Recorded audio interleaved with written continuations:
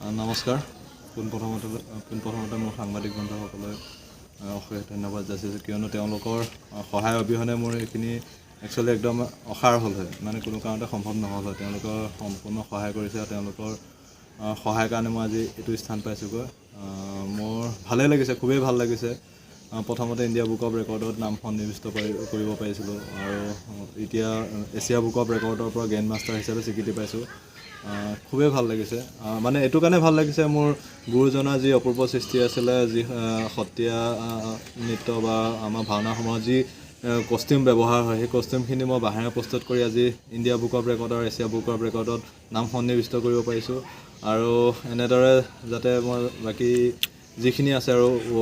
Guinness book of world ৰেকৰ্ডতো যাতে এনেকৈ মোৰ গুৰুজনাৰ অপূৰ্ব সৃষ্টিখিনি প্ৰতিষ্ঠা কৰি মোৰ নাম সন্নিৱিষ্ট কৰিব পাৰোঁ তাৰ এটা প্ৰয়াস